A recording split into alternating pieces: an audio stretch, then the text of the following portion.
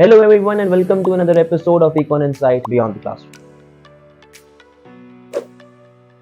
तो पिछली वीडियो में हम लोगों ने बात की थी एक खरीदार के हवाले से, एक कंज्यूमर के हवाले से कि वो किस तरह प्राइस इलास्टिसिटी ऑफ डिमांड को डील कर रहा होता है। आज हम लोग बात करेंगे एक प्रोड्यूसर के हवाले से कि वो किस तरह अपनी रिसोर्सेज को देखते हुए, अपनी ताकत को देखते हुए अपने मुनाफे को बढ़ाने की और मैक्सिमाइज करने की कोशिश करते हैं। तो अब उसके लिए हमारे सिलेबस में एक चैप्टर है जिसका नाम है price elasticity of supply. Now what is price elasticity of supply? Price elasticity of supply measures responsiveness of percentage change in quantity supply over percentage change in price. यानी कि वो ये चीज देख रहा होता है कि हमारे पास प्राइस में कितना परसेंटेज चेंज आया है और उसकी वजह से हमारी सप्लाई में कितना परसेंटेज चेंज आ रहा है। अब उसके अंदर भी डिफरेंट वैल्यूज आती हैं, जिस तरह पीईडी के अंदर आती थी, लेकिन जो दो इंपॉर्टेंट इलास्टिसिटी ऑफ सप्लाई की हम लोग बात करेंगे वो है elastic supply and inelastic supply. अब इन दोनों में फर्क क्या होता है? देखिए, इसको समझने से पहले आपको फैक्टर्स समझने पड़ेंगे जो ये डिसाइड करता है कि एक प्रोड्यूसर की सप्लाई इलास्टिक है या इनइलास्टिक। अच्छा, ये टॉपिक मैं अपने स्टूडेंट्स को कैसे पढ़ाता हूँ? मैं उनको ये बताता हूँ कि यार आपने बस एक चीज नोटिस करनी है कि आपका प्रोड्यूसर जो है वो खुश है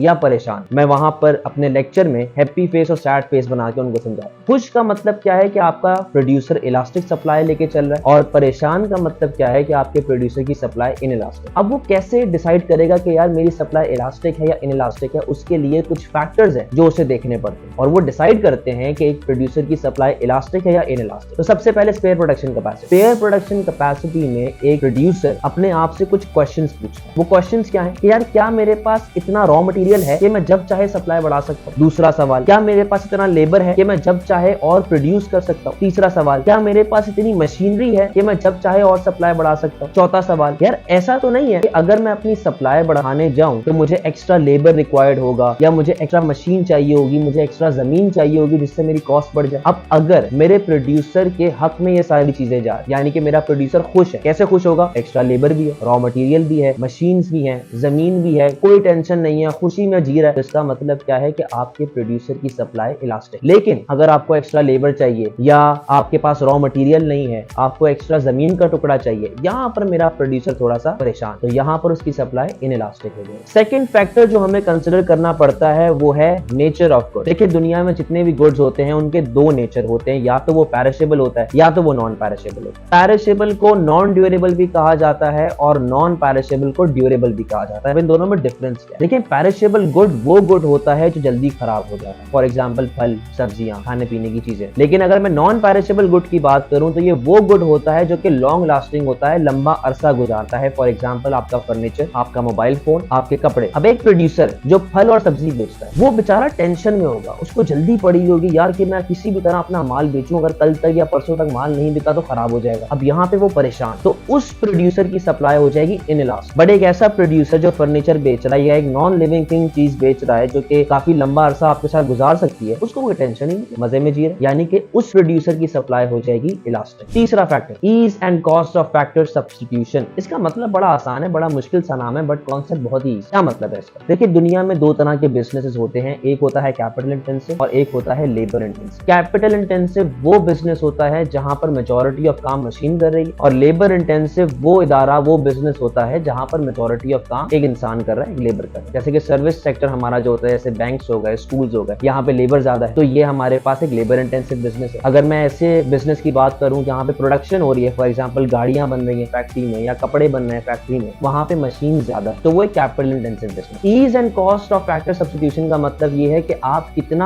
आसानी से लेबर टू कैपिटल या कैपिटल टू लेबर इंटेंसिव आ सकते। जितना जल्दी आप ये प्रोसेस करेंगे, जितना तेजी से आप ये प्रोसेस करेंगे, उतनी सप्लाई आपकी इलास्टिक होगी, क्योंकि आप उतना जल्दी फिर प्रोड्यूस करना स्टार्ट करोगे, उतना जल्दी सेल करना स्टार्ट करोगे और पैसे कमाना स्टार्ट करेंगे। बट जितना टाइम आप लेंगे इस प्रोसेस में, उतनी ज्यादा आपकी सप्लाई इनइलास्टिक हो जाएगी। Now fourth and last factor, time period. देखें, आपके पास दो तरह के टाइम पीरियड चल रहे होते हैं, एक होता है शॉर्ट रन, एक होता है लॉन्ग। शॉर्ट रन के अंदर आपका बिजनेस एक नया बिजनेस होता है, एक स्टार्टअप होता है, उसके पास इतने पैसे नहीं होते, इतनी रिसोर्सेज नहीं होती कि वो जब चाहे जमीन अपनी बदल ले, यानी कि वो नया ऑफिस में शिफ्ट कर ले या फिर एक नया फैक्ट्री आउटलेट ले ले। उसके पास इतने पैसे नहीं होते कि वो एक नई मशीनरी अपने पास इन्वेस्ट कर ले। हाँ, लेबर को जब चाहे रख सकता है, जब चाहे लेबर को निकाल सकता है। तो उसका मतलब क्या है कि सिवाय कैपिटल और लैंड के हमारे पास सिर्फ एक लेबर ऐसा फैक्टर ऑफ प्रोडक्शन है जो वेरिएबल, यानी कि चेंज प्राइस हो सकता है। बट लॉन्ग रन के अंदर अगर बात की जाए तो ये बिजनेस जब ग्रो हो जाता है, एक बड़ा नाम अपना कमा लेता है, उसके पास पैसे आ जाते हैं, रिसोर्सेज आ जाती हैं, जब चाहे